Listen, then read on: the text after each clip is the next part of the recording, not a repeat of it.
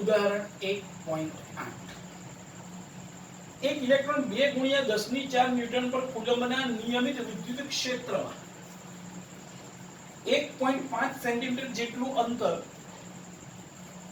નું પતન પામે છે. પતન પામે છે એટલે પ્રારંભિક વેગ 0 છે, જે આકૃતિમાં દર્શાવેલ છે. એટલે આકૃતિમાં એક વિદ્યુત ક્ષેત્ર આપણને અહીંયા આપેલું છે, આમાં એક ઇલેક્ટ્રોન પતન પામે છે. હવે ક્ષેત્રનું માન અચળ રાખીને, એટલે કે ક્ષેત્રનું મૂલ્ય આટલું જ રાખીને દિશા ઉલટાવવામાં આવે, એટલે વિદ્યુત ક્ષેત્રની દિશા ઉલટાઈ દઈએ છે. અને તેમાં એક પ્રોટોન તેટલા જ અંતરનું પતન પામે છે. હવે ઇલેક્ટ્રોનની જગ્યાએ પ્રોટોન હોય. દરેક કિસ્સામાં પતન માટે લાગતો સમય ગણો. ગુરુત્વની અસર એટલે મુક્ત પતન સાથેનો તફાવત જણાવો. અત્યારે આપણે પહેલા ગુરુત્વીય મુક્ત અવકાશમાં આપણે વિચારીએ છીએ, એટલે આપણે એ સ્પષ્ટતા કરીએ છીએ કે ગુરુત્વ મુક્ત અવકાશ માટે અહીંયા ગુરુત્વ પ્રવેગને આપણે ધ્યાનમાં લીધો નથી. ઓકે, ઇલેક્ટ્રોન અહીંયા આગળ સ્થિર પડેલો છે, ધેટ મીન્સ એનો પ્રારંભિક વેગ 0 છે. ભાઈ ઇલેક્ટ્રોન પર વિદ્યુત બળ આપણે જાણીએ છીએ કે ઇલેક્ટ્રોન પર વિદ્યુત બળ હંમેશા ક્ષેત્રની વિરુદ્ધ દિશામાં લાગે, કારણ કે એ ઋણ વિદ્યુતભાર છે. તો વિદ્યુત ક્ષેત્ર ઉપર તરફ છે માટે બળ નીચે તરફ લાગે છે. ઇલેક્ટ્રોન પર લાગતું બળ એને F બળ દર્શાવે છે. તો આપણે પહેલા સ્પષ્ટતા કરીએ. વિદ્યુત ક્ષેત્રમાં ઇલેક્ટ્રોન પર ક્ષેત્રની વિરુદ્ધ દિશામાં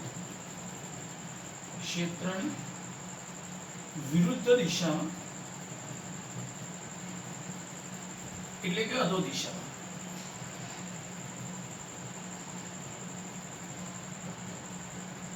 કારણ કે અહીંયા આગળ વિદ્યુત ક્ષેત્ર ઉપર તરફ છે, એટલે બળ વિરુદ્ધ દિશામાં એટલે અધો દિશામાં બળ લાગે છે. ભાઈ આ બળનું મૂલ્ય કેટલું? તો કે F બરોબર આ ઇલેક્ટ્રોન પર લાગતું બળ છે એટલે F બળ દર્શાવે. F is equal to E. માત્ર માન દર્શાવેલ છે અને માટે અહીંયા માઈનસ મૂકેલો નથી. હવે બળ લાગે એટલે પ્રવેગ ઉદ્ભવ. હવે ઇલેક્ટ્રોનને મળતો પ્રવેગ તો આપણને ખબર છે ભાઈ પ્રવેગ બરોબર બળ ભાગ્યા દળ. ઇલેક્ટ્રોનનું દળ એટલે F. ભાઈ Fe એટલે E બાય M. પ્રવેગ માગ્યો નથી એટલે આપણે અત્યારે સમય શોધવો છે. આ પ્રવેગ અચળ રહેશે કારણ કે E અચળ છે, કેપિટલ E અચળ છે, M અચળ છે, એટલે અચળ સમીકરણ. તો હવે અચળ પ્રવેગી ગતિના સમીકરણનો ઉપયોગ કરીએ. અચળ પ્રવેગી ગતિના સમીકરણ ઉપયોગ કરતા ભાઈ આપણને ખબર છે અહીંયા d ની જગ્યાએ h નામ આપેલું છે, કાપેલા અંતરને એટલે d ની જગ્યાએ હું h લખું v0t plus half at square. અહીંયા આગળ ઇલેક્ટ્રોનને લાગતો સમય જે આટલું અંતર કાપવા માટે એટલે t નામ આપે છે, પ્રવેગને આપણે a નામ આપીએ છીએ. પણ v0 તો 0 છે is equal to half ae t, કારણ v0 બરોબર છે અહીંયા આગળ t બરોબર ઇલેક્ટ્રોનને h જેટલું અંતર કાપતા લાગતો સમય દર્શાવે છે. ચલો t સ્ક્વેર છે માટે t સ્ક્વેર બરોબર આ તો 0 હતું એટલે 2 આ તરફ ગયો ગુણાકારમાં એટલે 2h a છેદમાં આવ્યું એટલે a. પણ t સ્ક્વેર હતો આપણે t જ લઈએ છીએ એટલે વર્ગમૂળ √2h/a. પણ a ની કિંમત છે e/m is equal to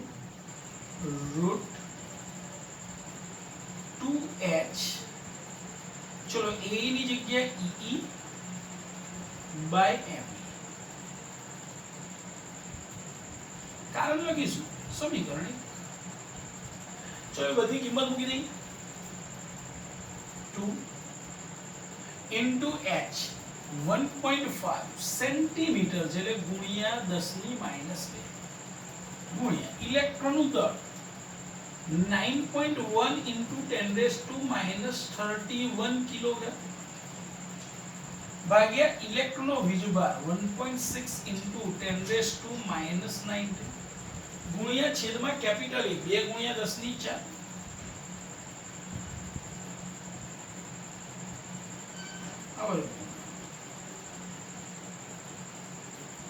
આનું સાદુરૂપ તમારે આપવું પડે.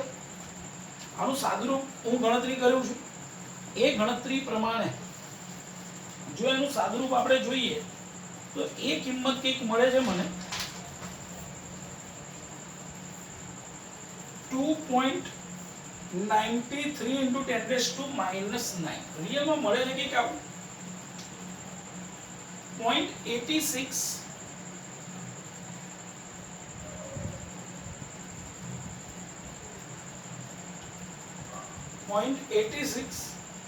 into 10 raised to -17.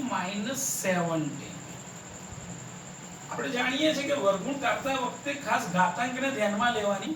10 ની -17 નું વર્ગમૂળ શક્ય નથી એટલે તમારે આને 10 ની -18 માં ફેરવવાનો પ્રયત્ન કરો. ભાઈ 10 ની -18 માં ફેરવું એટલે વર્ગમૂળમાં 8.6 into 10 raised to -18. હવે એનું વર્ગમૂળ તમે કાઢી શકો છો. 10 ની -18 નું વર્ગમૂળ 10 ની -9 8.6 નું વર્ગમૂળ એપ્રોક્સિમેટલી જોવા જાવ તો 9 નું વર્ગમૂળ 3 થાય એટલે 3 કરતા સહેજ નાની કિંમત આવી જોઈએ જે આવે છે 2.93 into 10 raised to -9 સેકન્ડ.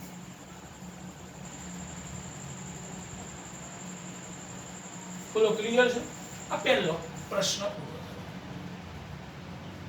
હવે આપણને આગળ કીધેલું હતું કે વિદ્યુત ક્ષેત્ર ઉલટાઈ દેવાનું છે. ચલો વિદ્યુત ક્ષેત્ર ઉલટાઈ એટલે કે પ્રોટોન માટે વાત.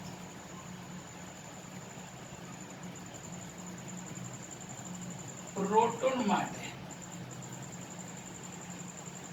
ચલો વિદ્યુત ક્ષેત્રની દિશા હું ઉલટાઈ દઉં છું. પરિસ્થિતિ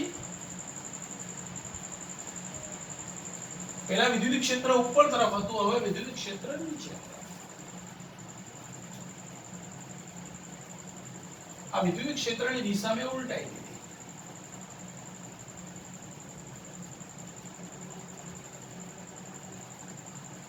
પ્લસ માઇનસ બનશે. ઓકે હવે અહીંયા આગળ એક પ્રોટોન મૂકેલો છે.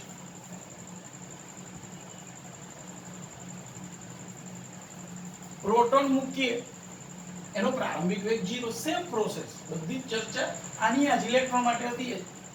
પણ પ્રોટોન એ ધન વિદ્યુત ભાગ છે માટે એની પર લાગતું બળ વિદ્યુત ક્ષેત્રની દિશામાં, વિદ્યુત ક્ષેત્ર નીચે તરફ છે એટલે એની પર લાગતું બળ નીચે તરફ. ઓકે એટલે આની આ ચર્ચા ડાયરેક્ટ આપણે લખીશું. પ્રોટોન પર લાગતું બળ ક્ષેત્રની દિશામાં હોય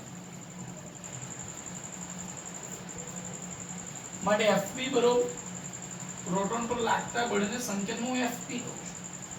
બળ E કેમ E તો કે વિદ્યુત ક્ષેત્રમાં q વીજભાર મૂક્યો તો QE અહીંયા પ્રોટોન છે, q ની જગ્યાએ પ્રોટોન નો વીજભાર, અહીંયા આગળ ઇલેક્ટ્રોન હતો એટલે આપણે માઈનસ E લખાય પણ માન દર્શાવ્યું એટલે માઈનસ લખ્યું નથી.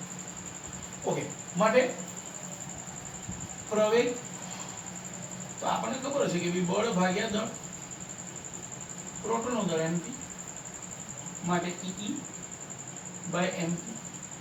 તમે ડાયરેક્ટ સમીકરણ 1 પરથી પણ લખી શક્યા હોત. સમીકરણ 2 સમીકરણ 1 પરથી લખો તો એમ લઈએ mp એવું લખી નાખે ડાયરેક્ટ. ઓકે હવે h જેટલું અંતર કાપવા માટે લાગે તો સમય h જેટલું અંતર કાપવા લાગતો સમય ટીપી. સેમ ચર્ચા બધી આની જ ચર્ચા, એટલે ડાયરેક્ટ લખીશું રૂટ 2h બાય એપી. કેમ પ્રોટોન ની વાત છે, અહીંયા ઇલેક્ટ્રોન ની વાત હતી એટલે એ લખેલું આ એપી. તમારે લખો એટલે કે આગળ ઇલેક્ટ્રોન માટેની ચર્ચા પરથી, અથવા root 2h by E upon છેદના છેદમાં એટલે એમપી. એપી ની કિંમત મૂકી દીધી ઈ બાય એમપી. ડાયરેક્ટ આની પરથી લખ્યો તો 2h એમઈ ની જગ્યાએ એમપી અપોન ઈ. ઓકે, ભાઈ કિંમતો મૂકી દઈએ. 2 h તો 1.5 into 10⁻², કારણ કે 1.5 સેન્ટીમીટર. એમપી પ્રોટોનનું દળ 1.67 into 10⁻27 કિલો ડિવાઇડ બાય પ્રોટોનનો વીજભાર 1.6 into 10⁻19 અને કેપિટલ E વિદ્યુત ક્ષેત્ર જે આપેલું છે 2 × 10⁴ વર્ગમૂળમાં છે બધું જ. તમારે આનું સાદુરૂપ આપવાનું રહેશે જે મેં અહીંયા આપેલું છે. ભાઈ એ સાદુરૂપ તો અહીંયા આગળ એની કિંમત મળે છે વર્ગમૂળમાં 1.5625 into 10⁻14, અર્થાત 1.25 ગુણ્યા 10⁻7, એને એપ્રોક્સિમેટલી આપણે 1.3 પણ લખી શકીએ ગુણ્યા 10⁻7 સેકન્ડ. આ થઈ ગયા બંને માટે પ્રોટોન અને ઇલેક્ટ્રોન ને h જેટલું એટલે કે 1.5 સેન્ટીમીટર જેટલું વિદ્યુત ક્ષેત્રમાં અંતર કાપવા માટે લાગતો સમય. હવે આપણને બીજો પ્રશ્ન એવો કીધેલું કે ભાઈ ગુરુત્વીય ક્ષેત્ર માટેની ચર્ચા એના ઉગણી શકાય છે કે એ ધ્યાનમાં લેવાની વાત હતી. એ માટે બંનેના પ્રવેગ જોઈશે. તો અહીંયા લખીએ સમીકરણ 1 પરથી E બરાબર E by m. E 1.6 into 10⁻19, capital E 2 × 10⁴, અને આ 9.1 into 10⁻31. ભાઈ આનું જો સાદુરૂપ આપણે આપીએ છે, મેં અહીંયા શોધેલું છે સાદુરૂપ, એ મને મળ્યું છે 3.5 × 10⁻15. 3.5 ગુણ્યા 10⁻15 મીટર પર સેકન્ડ છે, 15 છે.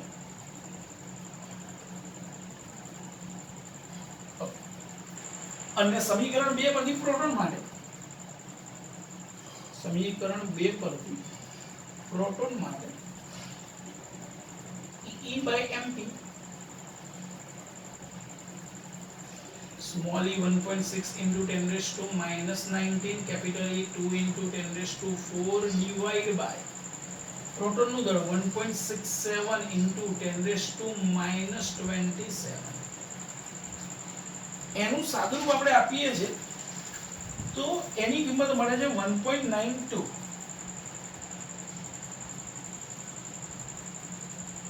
into 10⁻12 મીટર પર સેકન્ડ સ્ક્વેર. આ સ્ક્વેર છે, મીટર પર સેકન્ડ સ્ક્વેર પ્રવેગ છે. ઓકે, તમે જોઈ શકો છો કે ઇલેક્ટ્રોનનો પ્રવેગ એ પ્રોટોનના પ્રવેગ કરતા વધારે છે. રીઝન એ છે કે પ્રોટોનનું દળ કરતા ઇલેક્ટ્રોનનું દળ ખૂબ જ ઓછું. એટલે આપણે અહીંયા કહી શકીએ કે ભાઈ AE is greater than AP. હવે બંનેના મૂલ્ય જો આ 10⁻15 આ 10⁻12, જ્યારે ગુરુત્વ પ્રવેગ તો માત્ર g બરાબર 9.8 એપ્રોક્સિમેટલી 10 લઈ લઈએ તો g ની કમ્પેરિઝનમાં આ બંને મૂલ્ય બહુ જ મોટા છે. એટલે ગુરુત્વીય ક્ષેત્રને ધ્યાનમાં લીધું હોત તો પણ જવાબમાં કોઈ ખાસ ફેર પડવાનો નથી. માટે ગુરુત્વ પ્રવેગ અવગણી શકાય. અથવા ગુરુત્વીય ક્ષેત્રને અવગણી શકાય. આ આપણો જવાબ છે. આ તો ઉદાહરણ 1.1